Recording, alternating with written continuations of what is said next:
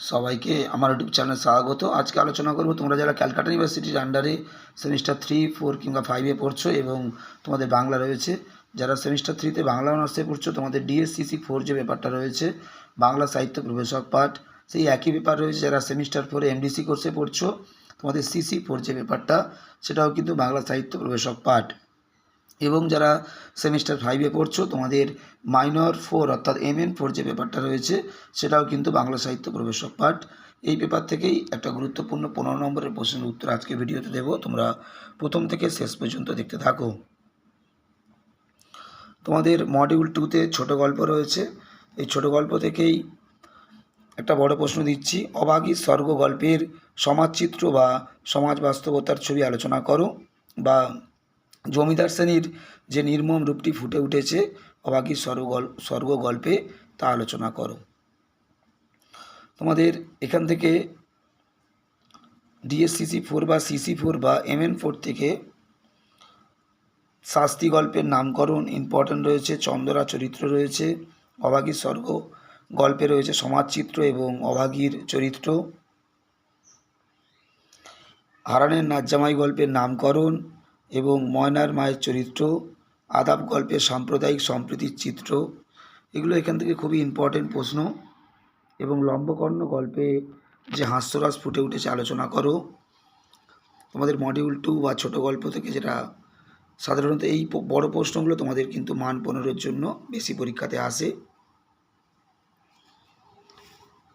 আমি তোমাদেরকে আজকে ভিডিওতে দিচ্ছি অভাগী স্বর্গ গল্পের সমাজচিত্র আলোচনা করো।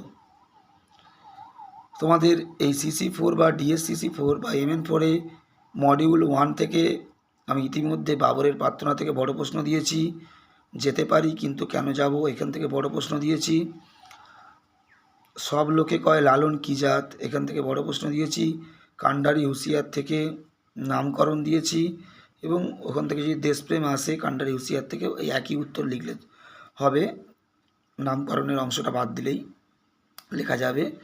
এছাড়া দিয়েছি সই কেবা শুনাইল সামনাম, এখান থেকে প্রায় অনেকগুলো বড় প্রশ্ন তোমাদের দেওয়া হয়েছে, এবং তোমাদের পরবর্তীতে গল্পগুলো থেকে বড় প্রশ্ন দেওয়া শুরু হচ্ছে।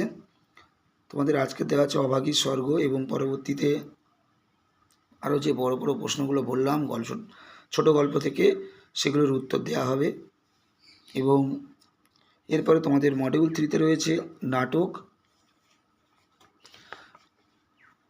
এখান থেকে নামকরণ, নবকুমার চরিত্র, যুগ জীবনের চিত্র, প্রহসন হিসাবে কতখানি সার্থক, এই প্রশ্নগুলো সাধারণত বেশি পরীক্ষাতে আসে।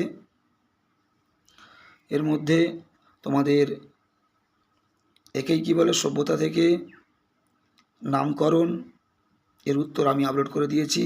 এছাড়া দিয়েছি একেই কি বলে সভ্যতা প্রহসন হিসাবে কতখানি সার্থক আলোচনা করো, এবং পরবর্তীতে তোমাদের যুগ জীবনের চিত্র এবং নবকুমার চরিত্র এগুলো আপলোড করা হবে।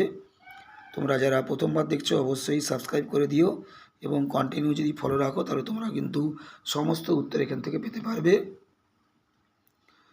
শুধুমাত্র বাংলার এই পেপার নয়, বাংলার আরও বিভিন্ন পেপার এবং বাংলা ছাড়া এডুকেশন, পল সায়েন্স, হিস্ট্রি, দর্শন, বিভিন্ন বিষয়ের সিসি পেপার, ডিএসসিসি পেপার এবং মাইনর পেপারের সাজেশান এবং উত্তর চ্যানেলে কন্টিনিউ আপলোড করা হচ্ছে।